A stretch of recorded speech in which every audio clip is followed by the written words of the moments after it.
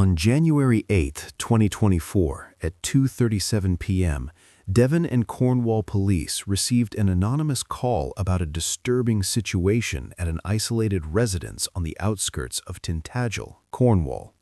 The voice on the line was male, distorted as if speaking through an electronic filter. "There's something wrong at the house on Cliff Road, number 12. You need to go now. But when you go in, look at the television first. Always look at the television first." Before the operator could ask follow-up questions, the line was cut. Attempts to return the call found the number disconnected. Tracing revealed that the call had been made from a public phone in Bude, 40 minutes away. Calls like this, vague, anonymous, potentially pranks, are usually given low priority, but there was something in the voice, a genuine urgency beneath the distortion that made the operator classify it for immediate response. Officers James Whitmore and Sarah Chen were dispatched to the scene at 2:52 p.m. The journey took 17 minutes along narrow country roads, typical of the north coast of Cornwall. Number 12 Cliff Road was exactly what the name suggested, a two-story Victorian house perched precariously close to the cliffs overlooking the Atlantic Ocean. The property was isolated, the nearest house almost half a kilometer away. There were no cars in the driveway, no light visible from the windows despite the gray winter day. "It looks abandoned," Chen observed as they parked. The house had that neglected look, peeling paint, an unmaintained garden, a cracked but unrepaired second-story window. But the electric meter on the side of the house was spinning, indicating active energy consumption. Whitmore rang the doorbell. No answer. He banged on the door forcefully, identifying himself loudly. "Devon and Cornwall Police, we are responding to a welfare call. If anyone is home, please answer." Absolute silence, except for the constant sound of waves crashing against the cliffs below and the strong wind that always blew on that part of the coast. Chen walked around the side of the house, checking windows. They were all locked, curtains drawn in most. But when she reached the living room window at the back, she stopped abruptly. "James," she called, her voice strained, "you need to see this." Whitmore joined her, and they both peered through the small gap in the curtains that weren't completely closed. The living room was dimly lit, but clearly visible. Old, slightly worn furniture, bookshelves covering one wall, an unlit fireplace, and in the center of the room, dominating the space, a large screen television, at least 65 inches, mounted on the wall. The TV was on, glowing bright blue, but it wasn't showing any regular programming. It showed a static image, a single frozen image. Chen grabbed her binoculars to get a better look and felt her stomach sink. The image on television showed a Victorian house photographed from the front, peeling paint, cracked second-story window, a police car parked in the driveway.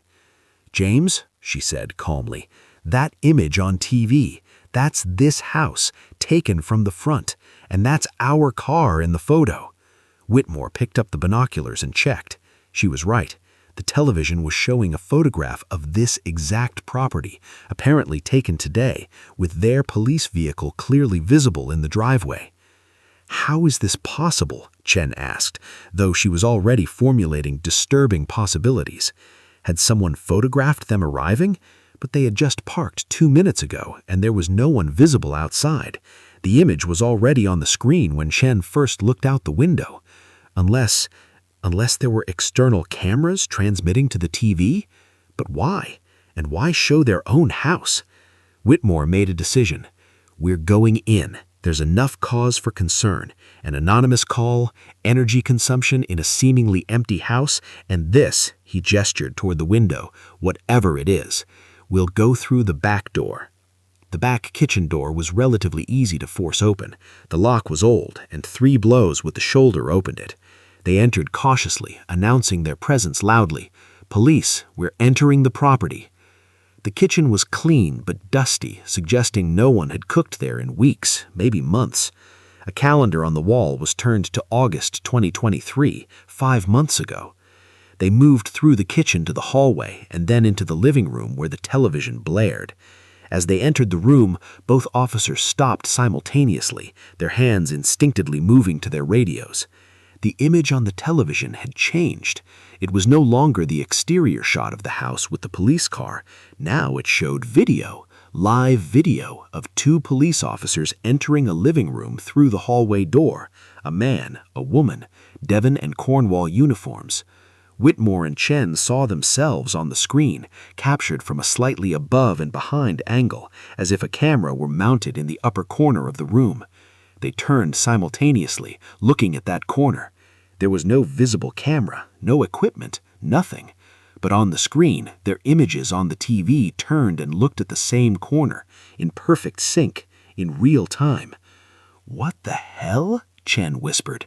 And then the image on the TV changed again. The television image cut abruptly to another scene. It was still the same living room, same camera angle, but now it showed something different. Two police officers, clearly Whitmore and Chen by their uniforms and appearance, but doing things they hadn't done yet. On the screen, Chen's version was kneeling beside a coffee table, examining something on the floor. Whitmore's version was speaking into his radio, his expression tense and worried. "We didn't do that," Whitmore said loudly, as if needing to confirm the reality. "That hasn't happened yet." Chen forced herself closer to the TV, searching for any sign of manipulation, editing, some rational explanation. But the video quality was high, clearly captured by professional equipment, and the details were perfect. Every badge, every piece of equipment on their belts, even a small coffee stain on Whitmore's sleeve that he had made that morning. "We need to leave," Chen said suddenly, her training overcoming her curiosity. "This is a trap or a psychological experiment or I don't know what it is, but it's not safe." But as she turned to leave, Whitmore pointed to the screen again. The image had changed once more. Now it showed the empty living room, but there was something new. In the center of the room, on the coffee table that had been clean moments before when they entered, there was now an object. Chen and Whitmore looked from the screen to the actual coffee table in front of them. It was empty, nothing there.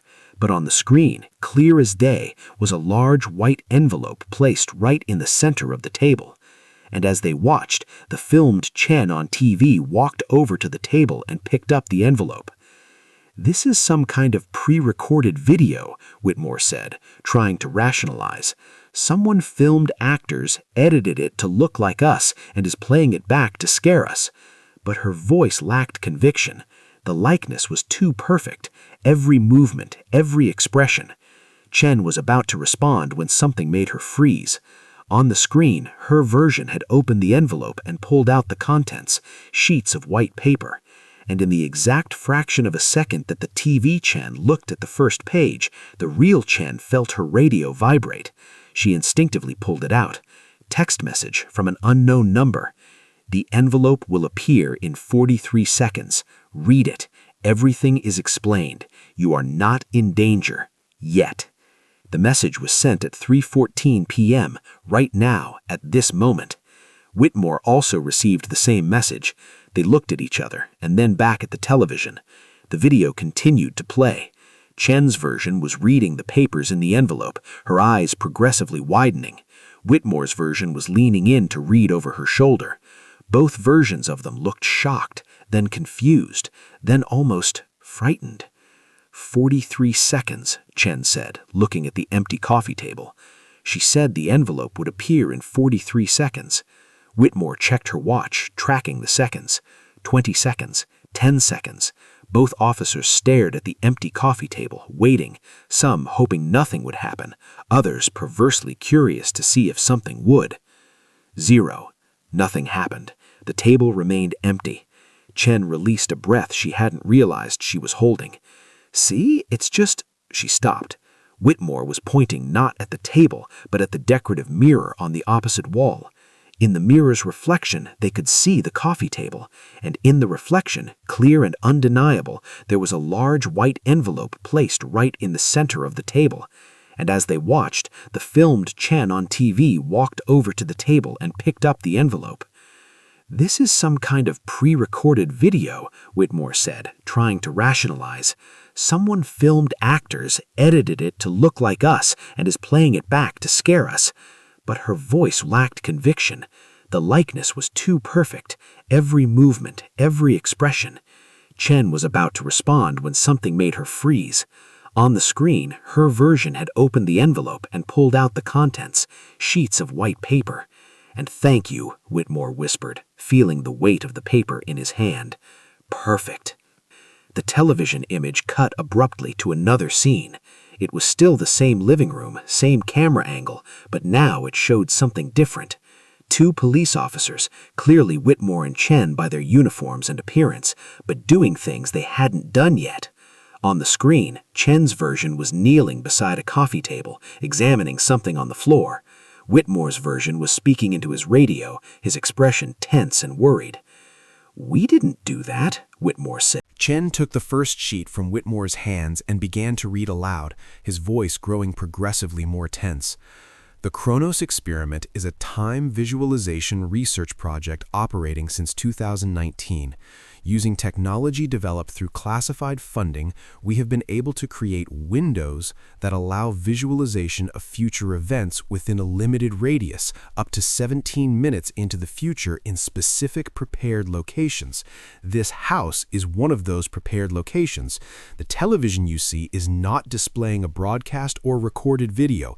It is displaying events that have not yet happened, but which will happen with 99.7% certainty according to the current time trajectory. Whitmore interrupted. "This is madness. Time travel is impossible. This is some kind of elaborate psychological experiment, staged footage." But Chen continued reading. "We anticipate skepticism. Please note the following as proof. At 3:16:23 p.m., approximately 90 seconds from now, Officer Whitmore will receive a call on his personal cell phone from his sister, Claire. She will call to inform him that his father, Thomas Whitmore, has fallen at home and is being taken to Royal Cornwall Hospital. His father is fine, just bruised and shaken, but you won't know this when you answer the call. You will momentarily panic. This is shown on the video on the television, which you can check if you wish. When the call happens exactly as described, you will have to accept that what you are seeing is genuine."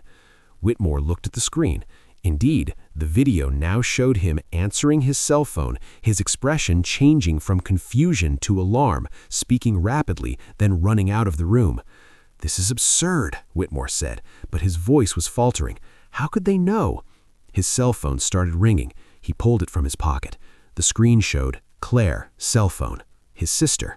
He looked at Chen, then at the phone, then at the television where his version was already answering. With a trembling hand, he answered. "Claire?" Pause. His expression changed exactly as shown on the screen. Confusion first, then alarm. "What? When? Is he okay?" Another pause, listening. Yes, I'm leaving now. Which hospital? Royal Cornwall? I'll be there in 20 minutes. He hung up, looked at Chen with wide eyes. "My father fell. They're taking him to the hospital. How could they know?" His voice was rising an octave. Chen quickly consulted the television. The video now showed Whitmore standing exactly where he was now, with the same shocked expression. And then the version of him on TV looked directly at the camera, directly at where the real Whitmore was standing, and shook his head slowly, as if the future Whitmore was communicating with the past Whitmore. "Don't go," Chen said, suddenly understanding. "This is what they want. In the video, you run out. But if you don't leave, if you stay here, you break the sequence. You change the future they showed." Whitmore was torn, every instinct telling him to run to the hospital, but training and curiosity keeping him in place. "My father," Chen cut in. "Your sister said he's fine, just a bruise. You have time. First, we need to understand what is happening here." Whitmore forced himself to take a deep breath and nod. He stood still. On the television, the video flickered, froze for half a second, and then changed. The version of Whitmore that had run out of the room was suddenly back in the room, standing exactly where the real Whitmore was standing. The sequence had corrected itself, adjusted to her decision to stay. "My God," Whitmore whispered, "it's adapting in real time. When I made a different decision, the future changed." Chen nodded and continued reading the document. You have just experienced temporal course correction. The future is not fixed, it is probabilistic. With each decision you make, new branches of possibility are created. Television shows the branch with the highest probability, the future that is most likely to happen if you continue your current actions. But you have free will. You can choose differently. And when you do, the future shown adjusts. But here's where it gets dangerous, Chen read, his voice fading to almost a whisper. The further you deviate from the future shown, the more instability you create. Small deviations, like Officer Whitmore deciding to stay instead of leaving, are easily absorbed into the timeline. But large deviations, especially those involving paradoxical information, can create ruptures, gaps in causality, and these gaps have to be filled by something. Usually, the universe fills them with the solution of least resistance, but sometimes it fills them with something stranger. The document continued. You were chosen for this experiment because the algorithm predicted that you would be curious but cautious, that you would investigate but not panic. Now, your task. In the next hour, events will unfold in this house, disturbing events. You will see them on television before they happen. Your mission is to observe, document, and survive. Do not attempt to leave the property until the experiment ends at 4:14 p.m. If you attempt to leave before then, there is an 87% probability that you both will die in the process. This is not a threat. It is verified temporal prediction across multiple timelines. You have been warned. Whitmore immediately grabbed his radio to call for backup. Chen placed his hand over his, stopping him. Wait, look at the TV first. On the screen, Whitmore's version was holding his radio, speaking into it, clearly requesting backup, but the expression on his face was progressively shifting from professional determination to confusion, then to alarm. They watched as Whitmore on the TV looked around the room, clearly hearing something in response on the radio that deeply disturbed him. Then he dropped the radio as if he had burned his hand. What the hell happened there? Whitmore murmured. Chen continued watching the screen. Now it showed Whitmore picking up the radio from the floor, checking it, then slowly turning to look at something out of the camera's frame, his eyes wide with utter shock. If you call for reinforcements now, Chen said calmly, whatever is about to happen on the screen will happen to you in, she checked the document, approximately 45 seconds. Do you really want to find out what made you drop that radio with that expression? Whitmore hesitated, then slowly lowered the radio without using it. On the television, the scene flickered and adjusted again. The future Whitmore was no longer holding a radio, but instead was standing next to Chen, both watching the television. The timeline was constantly recalibrating based on their choices. This is insane. We're stuck here, forced to watch our own future unfold, unable to call for help. Chen pointed to a specific line in the document. External radio calls result in severe temporal interference, 73% probability of disruption causing... The sentence ended abruptly, the last words illegible as if the printer had malfunctioned. Suddenly, the temperature in the room dropped dramatically.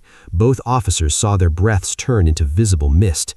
The television flickered, and the image shifted to a new angle, now showing the living room from a different point of view, as if the camera had moved to the opposite corner.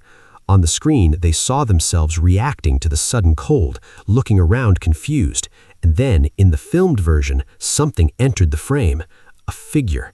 Humanoid, but not entirely human. Its outlines were blurry, as if slightly out of focus with the surrounding reality. It stood in the doorway of the room, perfectly still, facing directly where Whitmore and Chen's versions were. Chen, Whitmore said, his voice tense. It's on the screen now, which means that in a few seconds... He didn't need to finish. They heard before they saw, a sound like static, but deeper, more visceral, as if the very air were being distorted. Chen turned slowly toward the entrance of the room. There, exactly as shown on the screen seconds before, was the figure. Taller than an average person, perhaps 2 meters. Its contours trembled and undulated, as if made of thousands of tiny pixels constantly regrouping. Where there should have been a face, there was only dark, undefined area.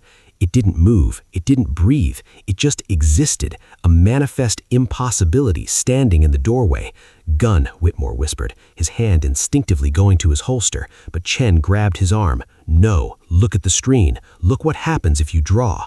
On the television, the future was unfolding. Whitmore drew his gun, pointed it at the figure. The figure didn't react. He shouted orders. "Stop! Identify yourself!"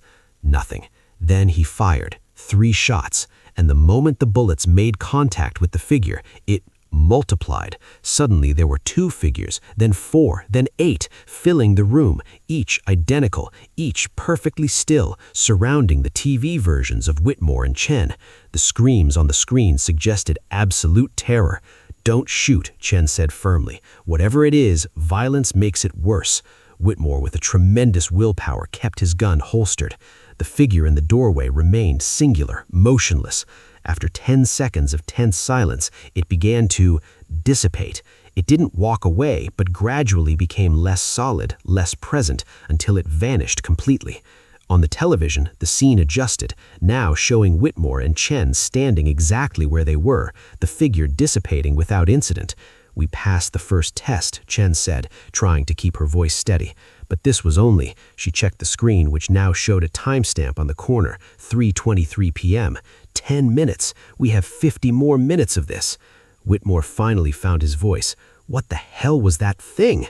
Chen flipped through the document, looking for an explanation. On the second page, he found a section titled Temporal Entities. "By creating a window to the future, we occasionally open breaches to other states of existence. These entities are not of our time or dimension. They exist in spaces between moments, attracted to temporal paradoxes and instabilities. They are generally harmless unless provoked. Do not attack them. Do not touch them. Let them pass." The last line was circled in red pen. "If multiplication of entities occurs, survival decreases to 12%. Avoid at all costs." The clock on the wall. The scraping sound inside the chimney grew progressively louder, metallic echoes mixed with something organic, damp. On the television, Whitmore's version was frozen in place, watching the fireplace with horrified fascination as something began to emerge. First, something that looked like long, pale fingers, then a whole hand, incorrectly articulated with many joints. Chen glanced quickly between the screen and the real fireplace. "James, don't stand still! On the screen, you stand still, and it... Chen stopped, unable to describe what he was seeing on television. The thing had fully emerged in the future version, a contorted humanoid form, limbs too long, head tilted at an impossible angle, pale skin stretched over a prominent bony structure, and it was moving toward the Whitmore on the screen. "We need to block the fireplace," Whitmore said suddenly, breaking his paralysis. He looked around frantically, searching for something to use. Chen grabbed a heavy wooden chair from the corner, and the 2 of them pushed it against the fireplace opening. It wasn't a perfect seal, but it was something. The scraping sound stopped abruptly. Silence. They waited, breathing heavily. On the television, the scene flickered, adjusted. Now it showed Whitmore and Chen pushing the chair against the fireplace, and the thing not emerging. The timeline had shifted. But then the image shifted again, showing something new. The chair began to vibrate. Thick black smoke began to pour around it, filling the room, and in their TV versions they both began to cough, stagger, collapse. "Out!" Chen yelled, grabbing Whitmore's arm. They ran out of the living room and back into the hallway, closing the heavy wooden door behind them. Through the crack under the door they could see black smoke beginning to seep in. "Upstairs," Whitmore said, pointing to the stairs. "Away from that thing, whatever it is." They rushed up the stairs to the second floor, the sound of their footsteps echoing through the empty house. The second-floor hallway had 4 doors, all closed, and at the end of the hallway, incongruously, there was another television, smaller, mounted on the wall, already on and showing themselves, going up the stairs, reaching the hallway, looking at the television. The temporal perspective had followed them. "No matter where we go, there's a screen showing the future," Chen realized. "The whole house is prepared, every room, every hallway." Whitmore approached the second-floor television, studying it. On the screen, the next segment showed them opening the second door on the left, what appeared to be a bedroom. Chen's version entered first, looked around, then suddenly recoiled, shouting something to Whitmore. He ran inside, and they both stared at something in the room that horrified them. Whitmore's version then pulled out his radio, not to call for backup, but to check something. His face paled. He showed the radio screen to Chen, and her expression reflected the same shock. "What's in that room?" Whitmore asked aloud, as if the universe could answer. Chen checked the document he was still holding. On the third page was a section titled Room 2B Anomaly. The second room on the left upstairs contains a time loop. Events within that room exist in multiple timelines simultaneously. You may encounter versions of yourselves from different points in time. Critic: do not interact with alternate versions of yourselves. Contact paradox results in... The sentence was cut off again, the rest of the page illegible, blurred as if ink had been deliberately spilled. "Great," Whitmore said sarcastically. "We can't enter the room without encountering ourselves from other times, but on the screen we enter anyway. So either we go in and risk paradox, or we don't go in and—" A scream cut off his words. It came from inside room 2B. A female scream, terrified, desperate, and it sounded exactly like Chen. "That's me," Chen whispered, her face draining of color. I'm screaming in the future, or the past, or..." Another scream, this time accompanied by a male voice shouting, "Sarah, don't touch!" Whitmore's voice. The screams came from inside the sealed room, impossible but undeniable. Whitmore looked at Chen. "On the screen, we go in. If we don't go in, we're breaking the sequence again. But if we go in," Chen interrupted him, "if we don't go in, we'll never know why we're screaming. We'll never understand what's happening. Maybe we need to go in because we already have. Maybe this is a closed loop." She grabbed the doorknob. "Together?" Whitmore nodded, drawing her weapon this time despite the previous warning. "Together. But we don't touch anything. We don't interact with anything. We just watch and leave." Chen turned the doorknob and pushed the door open. The room was impossible. Physically, spatially, temporally impossible. From the outside, it was just a standard-sized room, maybe 4 by 5 meters, but when Chen and Whitmore entered, the space stretched infinitely in every direction. There were no visible walls, only gray mist in every direction, and scattered throughout this vastness were versions of themselves. Dozens of them, some close, some far, all moving independently. One version of Chen was kneeling on the floor examining something invisible. One version of Whitmore was silently screaming, mouth open but soundless. Another Chen was running but going nowhere, trapped in a loop of movement. Two Whitmores stood back to back, perfectly mirrored in their actions. "Don't look directly at them," Chen remembered the warning from the document, "and definitely don't touch." But it was almost impossible not to look. Each version of them was living different moments, different choices, different possible futures. One Chen wore her bloodied uniform. One Whitmore was visibly older with gray hair. Another Chen was laughing hysterically, tears streaming down her face. "These are all the possible futures?" Whitmore asked, horror rising in her voice. "All the versions of us that could exist based on different choices?" Chen began to answer, but stopped when she saw something that made her blood run cold. In what appeared to be the center of the impossible room, there were two figures, her and Whitmore. But these versions were different from all the others. These versions were completely still, standing facing each other, their hands intertwined, touching. And from where their hands connected, cracks were spreading, literal fissures in reality, like shattering glass emanating pure, blinding white light. "That's what happens if we touch our alternate versions," Chen whispered. "Contact paradox. We're seeing the result." The versions touching each other were beginning to dissipate, to fall apart, their bodies fragmenting into particles of light that were simultaneously sucked into the growing cracks in reality. And through those cracks, Chen could see something that shouldn't be seen. Vast, incomprehensible mechanisms, geometric structures that hurt the eyes to look at, and shapes that seemed to stare back. "We need to get out, now!" Whitmore grabbed Chen's arm, pulling her back toward the door, but the door had changed, or multiplied. There were now 5 doors visible in the fog, all identical, all potentially leading to different places. "Which one is the real one?" Chen asked. Whitmore quickly checked the portable television he had now noticed mounted on a nearby pedestal. Even here, in the impossible room, there was a screen showing the future. On the screen, they were standing exactly where they were now, looking at the 5 doors. And then Chen's version pointed to the 3rd door from the left. But then the image glitched, adjusted itself, and her version pointed to the 2nd door. Then it glitched again, 5th door. The future can't decide, Whitmore realized. There are multiple equal probabilities. There is no right answer. So we just randomly choose and hope for the best? Chen asked, but his attention was drawn to something else. One of the Whitmore versions, one that looked burned, uniform charred, head scarred, was walking directly toward them, not wandering aimlessly like the others, but purposefully, directly, eyes fixed on the real Whitmore. James, Chen said calmly, one of you is coming. Don't look. Don't acknowledge his existence. But he was too late. Whitmore had already looked directly at the burned version of himself, and the moment eye contact was made, the burned version grinned, a horrible, knowing grin, and sped off into a run. Run! Chen yelled, shoving Whitmore toward the third door, an instinctive, thoughtless choice. They rushed through the door and tumbled, literally tumbled back into the normal second-floor hallway. The door slammed shut behind them. Whitmore immediately checked the doorknob, ready to hold it shut, but it was too hot to hold. Smoke began to seep around the edges of the door. Away! Chen pulled them back. They backed down the hallway as the door to room 2B began to melt. Not burn, but literally melt like wax, the wood and metal oozing and reforming into impossible patterns, and through the widening hole they could see the vast gray space of the impossible room and dozens of versions of themselves turning simultaneously to look out, to look at them. Chen checked the television in the hallway. It showed a timestamp, 3:41 p.m. They still had 33 minutes until 4:14 p.m. when the document said the experiment would end and they would be safe to leave.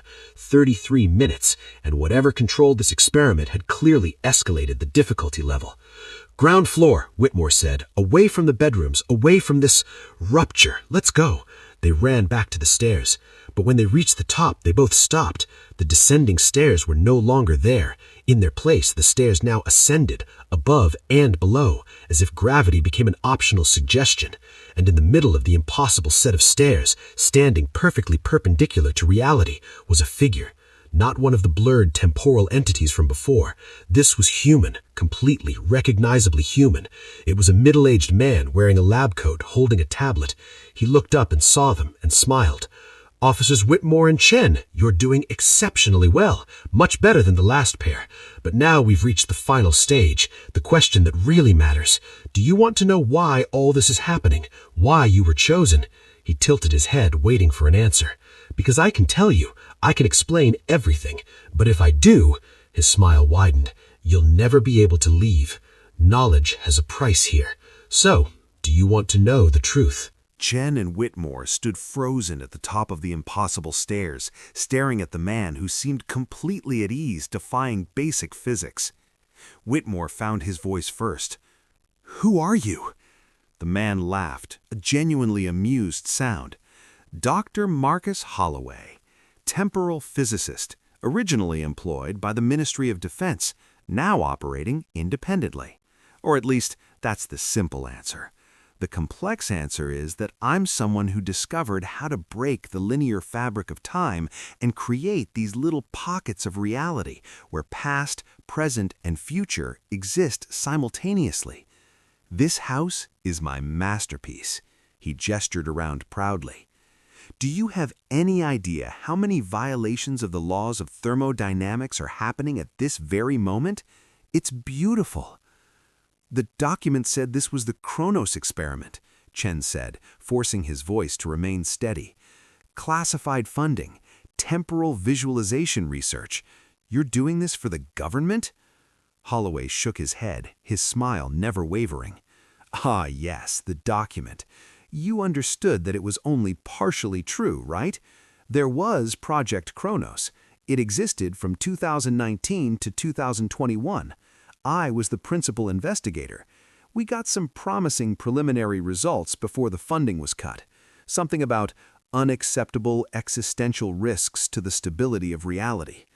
Bureaucrats. He rolled his eyes. But I couldn't stop, not when I was so close. So I continued alone. This house, the equipment, all privately funded. And you two are my first completely non-consenting test subjects. Congratulations. Whitmore took a menacing step toward Holloway, hand on his gun. You brought us here under false pretenses, subjected us to whatever those things were, put our lives at risk for your insane experiment? Holloway interrupted him, still smiling, but with a sharper edge to his voice. I actually saved your life. Do you know what would have happened if you had answered that anonymous call and simply gone in unprepared, without the document warning you, without the television showing what was coming? You both would have been destroyed by the temporal entities in the first hour. Or you would have touched your alternate versions in room 2B and created a catastrophic paradox. I gave you a chance to fight, to survive, and you are surviving wonderfully well. Why? Chen demanded. If this is just a scientific experiment, why torture us like this? Why the terrifying entities, the impossible rooms? Why not just observe us in a controlled environment? Holloway's expression changed, becoming more serious. Because I need to know how human beings react under extreme temporal stress. When I open these windows to the future, when I create these pockets where time doesn't work linearly, I'm not just playing with physics. I'm opening doors to other places, other dimensions where time works differently. And sometimes things come through those doors. The entities you saw, those are relatively harmless, merely curious. But there are others, worse. And eventually, if I continue this work, and I will find them. And when that happens, Holloway continued, descending some impossible steps to get closer, I need to know how humans can survive these encounters. I need protocols, strategies, an understanding of how our psychology reacts when confronted with impossibilities. You are guinea pigs, but guinea pigs for something important, something that can save our species when the barriers between dimensions finally collapse completely. He paused, studying their expressions. Yes, they will collapse. Do you think I'm the only one doing this kind of research? There are 12 similar projects around the world that I know of, and probably others that I don't, all of them tearing small holes in the fabric of reality, and each hole weakens the whole. In the next 2 decades, these barriers will fail, and when they fail, our world will merge with other places where logic doesn't apply. Chen felt nausea rising. Are you telling us that your experiment and others like it are going to cause a collapse of reality as we know it? Holloway shrugged. Inevitable at this point. Many holes have already been made. The damage is done. But we can prepare. We can learn to survive in the new hybrid world that emerges. That's why I need data. That's why I need you. He checked his tablet. And speaking of which, you're doing so well that I've decided to change the experiment. The original time window was until 4:14 p.m., but I'm extending it. You now have until 6 p.m. before you can safely leave. 2 more hours. And things are going to get considerably more intense. The smile returned. After all, if you survive the easy scenarios, I need to see how you handle the impossible ones. Whitmore finally drew his weapon, pointing it directly at Holloway. End this, now. Turn off the equipment, let us out, or I swear... Holloway just laughed. Or what, officer? You shoot me? Sure, go ahead. But I should mention, I'm not really here. This is time projection. I'm physically in a different facility, observing you through the feeds. Shooting me here does absolutely nothing except waste ammunition you'll desperately need in the next 2 hours. As if to prove his point, he stepped forward, and his form passed right through Whitmore like smoke. Nice trick, huh? Holloway said from behind them now, tablet still in hand. Now, if you'll excuse me, I have experiment parameters to adjust. See you on the other side, if you survive. And he vanished completely, leaving Chen and Whitmore alone on the impossible stairs. The nearest television, now there were 3 of them at different angles around the stairs, all showed the same thing, the next 2 hours of horror. And the first segment was already beginning. It showed the living room downstairs, where all the temporal entities they had previously avoided now were gathered, 12 of them. All perfectly still, all facing the stairs, waiting. Chen glanced at the 3 televisions showing the 12 temporal entities waiting downstairs, then at Whitmore, then at the impossible gravity-defying staircase. We can't go down, not with those things waiting. Whitmore nodded, his mind working through options. But we can't stay here either. Holloway said things would get more intense. If we wait passively, whatever he planned will find us. He looked around, searching for alternatives. There has to be a way to shut this down. Power source, central computer, something. Chen suddenly remembered something. The basement. The fire report mentioned that the fire started in the basement, and Holloway mentioned equipment. If this whole house is an experiment, the main equipment has to be somewhere, probably underground, protected. But how do we get to the basement without going down through the room where 12 entities are waiting? Whitmore asked. Chen was already mentally studying the house, remembering the layout they had seen. Kitchen. When we first entered, there was a kitchen in the back. Old kitchens in Victorian houses like this one often had access to a cellar or basement for food storage. Alternate route downstairs. It was a risky plan, but better than passively waiting for whatever Holloway had prepared for the next 2 hours. They began descending the impossible stairs, keeping their eyes fixed on the steps, ignoring how physics made no sense, just focusing on one foot in front of the other. The televisions around them showed multiple futures simultaneously. In one, they successfully reached the kitchen. In another, they fell down the stairs into some empty space. In a third, one of the entities intercepted them. They reached the ground floor through sheer willpower and a refusal to accept the impossibility. The hallway was empty, but they could hear static coming from the living room, the sound the entities made. Chen led the way to the kitchen, moving silently. The kitchen was exactly as they had left it, except now there was another television mounted above the refrigerator, showing themselves entering through the door. And there, just as Chen had expected, was an old wooden door next to the pantry, likely access to the basement. Whitmore tried the doorknob. Locked, but the lock was old. A good kick near the latch opened it. A steep wooden staircase descended into darkness. Chen pulled out his flashlight, illuminating the path. "Together," she said. "Whatever is down there, we face it together." They descended into the darkness, each step creaking ominously. The temperature dropped progressively as they descended, and the air became heavy, electric, like before a storm. At the bottom, they found a large space, much larger than the house's footprint would allow, another spatial impossibility. And there, in the center, it was. Massive equipment, clearly advanced technology, nothing like anything that should exist in a domestic basement. Server racks flashed with lights, thick cables ran in all directions, and in the center, something that looked like a reactor or generator, humming with energy, emitting a pale blue light that pulsed rhythmically. There were monitors showing camera feeds from all over the house, including impossible angles, like from inside room 2B, showing infinite versions of them still wandering aimlessly. "There," Whitmore pointed. "Control panel near the central generator, with keyboard and main screen displaying a complex interface." Chan approached, studying the controls. There was a large red button marked Emergency Shutdown.